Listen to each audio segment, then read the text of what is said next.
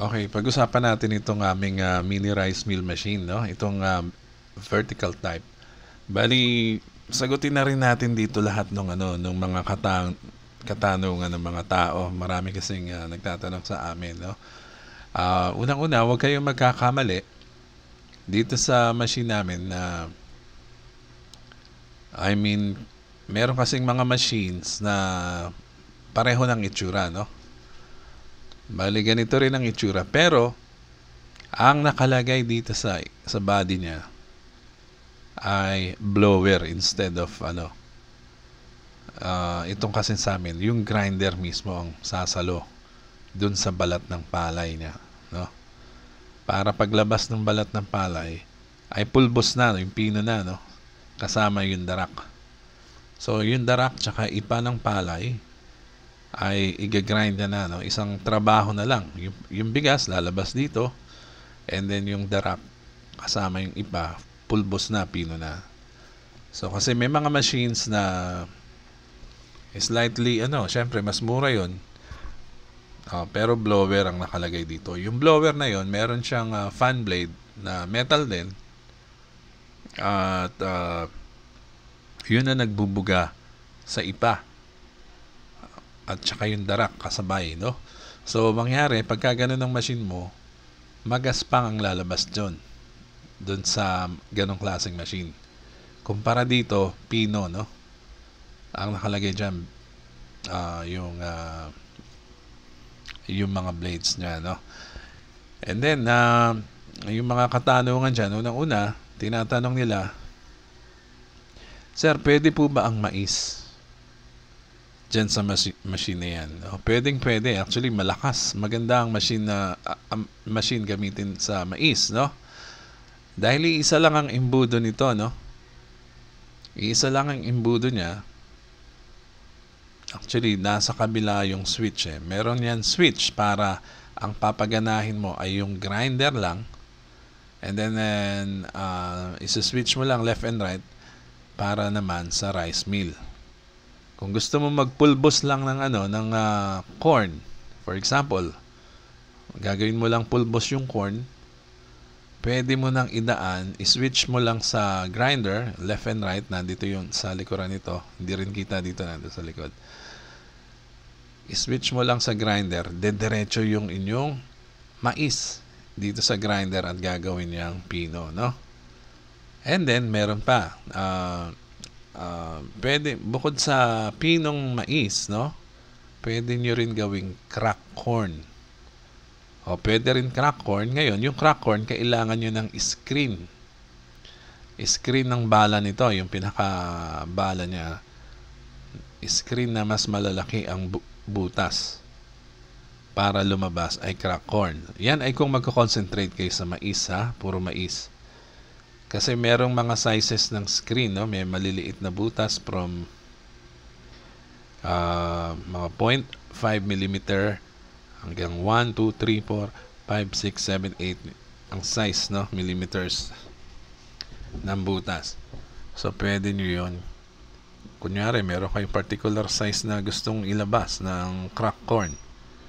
Papalitan nyo lang yung screen. And then, eto maganda, no? Yung crack corn na yan, pwede nyo rin idaan sa rice milling dito. Dito, mas malakas ang buhos dyan, no? Pag dito mo nilabas yung crack corn, mas malakas ang buhos niya per hour kumpara sa rice. Pero, yung crack corn mo ay hindi mo ma-adjust ng size. Kumbaga, isang size lang yon, no? Pero crack corn na siya, yung parang standard size niya. Yan.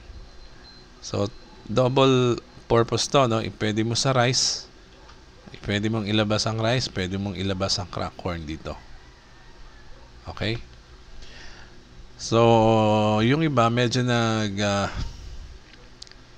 nagtatanong sila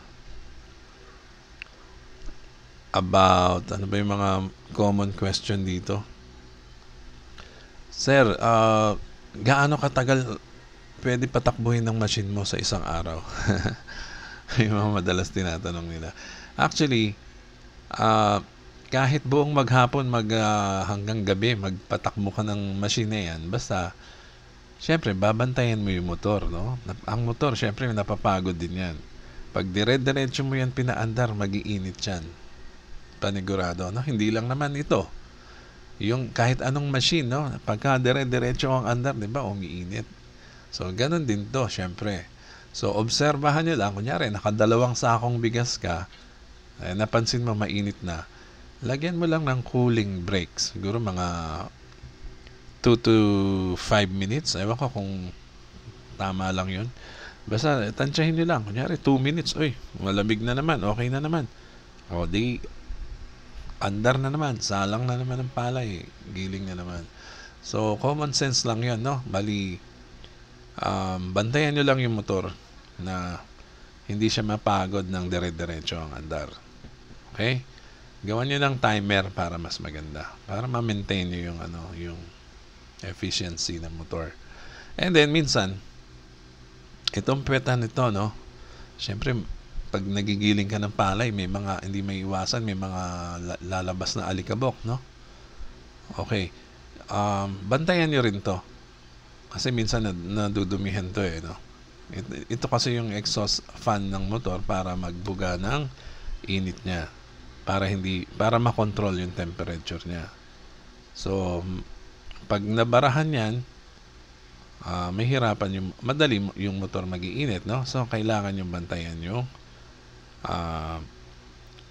ventilation ito, no? Kailangan na malinis, hindi siya nababarahan. And then tingnan nyo rin pagka kasi nag-init siya, no? Kasi plastic lang yung dito usually plastic yan yung fan blade nito. Pag sumobra init ng motor mo, kaya niyan tunawin yung fan na yan. Ganun ka yan, no? Yung iba kasi na hinahayaan lang andar ng andar, and then puro wala nang hangin dito hanggang sa nag-init, natunaw na yung fan. Mura lang naman yun, mga 100 plus lang yun sa Lazada. Natunaw na yung fan. And then, hindi niya napansin. Wala nang umiikot na fan dito. Pag napabayaan mong ganun, tuluyan masisira ang motor mo, no? Tuluyan masusunog yan sa init. Okay, ganun lang yung mga precautions natin, no? Na dapat nyong tandaan. And then, dito mapapansin mo tong mapapansin mo tong knob na to dito, yan, no? Mag-start ka sa 1 inch. Ano yung 1 inch? Yung pinaka-neck niya, yung leeg ng tornilyo dito. Mag-start ka sa 1 inch and then i-lock mo muna. Ngayon, titignan mo yung daloy ng bigas kung puro buo na ba yung lumalabas. Pagka nadudurog, adjust ka lang dito kasi pressure yan Ayan yung nagsisilbing pressure ng roller dito, gilingan, no? So, yung 1 inch usually sumasakto yan sa exact na pressure. Bali ganito. Ang ganda ng output mo. Actually, ang grade nito sa testing center, sa UP Los Baños Testing Center, ay considered well-milled quality. So, ibig sabihin, no, pwede na talaga itong pambenta, no, yung quality nito. I mean, yung quality ng output. Pero, pag ang inyong palay ay hindi maganda yung pagkatuyo, no? Let's say, hindi pa masyadong tuyo, giniling nyo na kagad. Ang tendency niyan, mangyayari niyan, yung screen mo dito, magbabara. Pag nagbara yan, magchuchok. Mabubulunan siya, no? Kasi may ipon dyan. Hindi niya na kayang ikutin hanggang sa i-stop yung wheel mo. Hindi na kayang ikutin ng motor. Ngayon, yung motor, mahihirapan siyang ikutin, no? Mangyayari sa motor mo, mag-iinit yan. Bibilis ang init niyan. Pagka hirap na siya ikutin dahil nagbara na So, ano mangyayari? Dapat make sure yung palay mo ay ready talaga na to mill, no? Hindi yung yung minamadali nyo, no? Huwag kayo basta-basta giling ng palay na hindi pa masyadong tuyo. So pagka maganda ang palay, panigurado yan, maganda rin ng ang output mo. And then sigurado yan puro buo ang bigas, no? So yun, pagka nangyari yon, yung choking na yon, pag nangyari yung choke na yun dito, uugong yan. Syempre mahirapan siya ikutin tong wheel no? Dalawang wheel yan, isang grinder, isang rice mill, mangyayari, uugong to, no? Kailangan mabilis ka mag-off. Tanggalin mo kagad sa kuryente to. Otherwise, parang yung mga electric fan natin sa bahay, no? Umuugong, humihinto. Pag hindi mo binunot yung kuryente, masusunog. So, ganun din yan, no? Ang motor, ganun. So, ingatan nyo yan, no? Yung huwag ma-choke. Okay, let's say, na-choke na, no? Nabara na yung mga palay dito. Dahil hindi maganda yung palay na nilagay mo or marumi, no? Minsan yung maruruming palay, pag pinasok mo dito, nagbabara, no? Nababarahan yung ating screen. So, ang technique naman dyan, i-off mo lang, tanggalin mo muna sa kuryente para safe. Pipindutin mo to. Itong square na to, dito mo pindutin, parang may spring yan Pindut-pindutin mo yan, parang ibubuga niya yung mga nakabara. Ilalabas niya. Pero kailangan tulungan mo ng kamay. Hawakan yung belt dito, ikut-ikutin mo lang forward. Hila, forward and backward. Parang ganon. Yung belt. Kamayin mo lang tong belt na to. Yung isang kamay mo nandito, yung isang kamay mo, pindot ka ng pindot dito para lumabas lahat ng nakabara. And then pag wala nang laman, okay, wala nang bara, pwede mo na ngayon start ang machine, no? So paano ba ino-operate yung pagka sa unang open ng machine, pagka mag-start ka giling ng bigas, ang gagawin mo, nakikita nyo to, meron ditong ayan yung nakausli na yan na plate. Ito, hinihila yan. Ito yung nakatakip dito sa butas ng imbudo mo, no? Pag hinila mo yan, mag-o-open yung butas, babagsak ang palay, no? So, pagka unang gamit ng machine, dapat ito ay nakasara. Sarado ang butas, no? Lagyan mo muna ng palay, punuin mo muna ng palay ito. And then, pag puno na, di nakabara yan. So, walang mahuhulog na palay dito, no? Tsaka mo i-on ang switch. Wala mo ng palay na nahuhulog, paandarin mo muna yung motor, no? Ibig sabihin, hayaan mo muna siyang umiikot na walang lumalabas na palay. Siguro mga 5 to 10 seconds. So, bilang ka lang 5, 6, 7, 8, 9, 10. O, pagka okay na, tsaka mo ngayon i-open yung butas ng imbudo. Hilahin mo to. Okay? So, lalabas na yung bigas mo dyan. Okay? So, ano pa yung mga tanong natin dyan? Meron mga nalilito sa pagsikip ng tension ng belts. Dalawa lang naman yung belts niya, no? Isa nakakabit dito sa grinder, isa nakakabit dito sa rice milling, no? Ang tension niya, na-adjust yan dito. Itong bar na to, actually, sorry. Nandito pala yung naka-base, type to, no? Yung base type na plate. Ito, yung pinapatungan nito. Hindi lang nakikita, merong adjuster yan na tornilyo doon sa kabilang side. So, doon kayo mag-adjust ng tension ng belt, no? Yung iba naman, dito nag-a-adjust sa angle bar. Pagka flat lang dito, kasi meron din kami flat lang dito, wala siyang adjuster dito sa sa base ng motor. Dito kayo mag-a-adjust sa angle bar na to. Ibababa nyo yung ang mangyayari dyan, yung bar na to ang mag-a-adjust taas baba, no? Para sa tension ng belt. Medyo iba lang itsura nitong nanditong model, pero very similar lang yan. It's either dun sa base ng motor or dito sa angle bar ng adjuster niyan. Okay, so yan, bali make sure lagi niyong nilalagay itong shield na to dahil delikado, no? Baka maipit ang mga kamay dito. So importante nakakabit siya ang dalawang tornilyo, no? And then ito pa, saan ba nakalagay yung screen ng rice mill, yung hexagon screen? Dito po. Dito po. Yan, meron lang dalawang tornilyo, isa dito, tsaka isa dito sa kabila. And then matatanggal nyo na tong cover. Ito ang pinaka-cover niya. Ito matatanggal to. Masiseparate nyo yan. And then magkakaroon kayo ng access doon sa screen ng rice mill. Minsan pag nabungian kayo ng screen, yan ang gagawin nyo. Kakalasin nyo lang dalawang tornilyo. Isa, tandaan nyo wala kayong ibang kakalasin kundi ito tsaka yung nandun sa kabila. Hindi lang nakikita, no?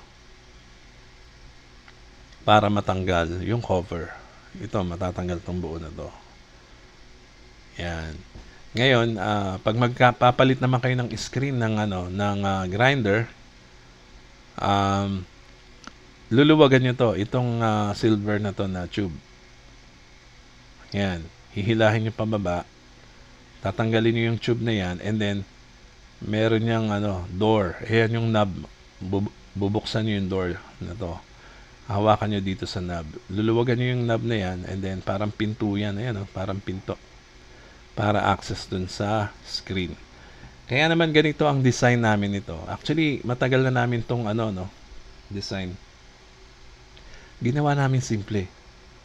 Kasi yung ibang mga machine, napakahirap ng access dyan. Kaya naman ito ang ginawa naming design. Kasi hindi na kailangan yung mga cover plates na yung bang yung ito mukhang bare, mukhang walang puro lang, frame lang. Actually, mas simple, mas maganda, mas madali mo siya may operate, madali ang access sa parts. Yan kaya pasadya namin ginawa yan. So kumbaga walang arte, pero mas madali gamitin, no? So yan. So wala itong blower, ito na gaya ng sinabi ko kanina, yung mga older models ay blower ang nilalagay dito. Pero bakit mo palalagyan ng blower kung ito ay napakagandang blower at the same time siya pa ang nagpupulbos ng palabas, para maging darak. So talagang tinanggal namin yon. Lesser maintenance ka na, lesser gastos, kasi pag nasira yung blower mo, ang mahal nun. Meron yung casing, meron yung blades, ang mahal. So hindi na natin kailangan yun. Ito ang magandang blower, yung mismong grinder niya, So kaya wag kayong magtataka, ay mura lang yan sa nakita ko sa online may nakita akong ganyan. Paano hindi naman pareho sa kanila ito, yung grinder mismo ang nasa loob ng body, blower yun ay blower. And then ano pa ano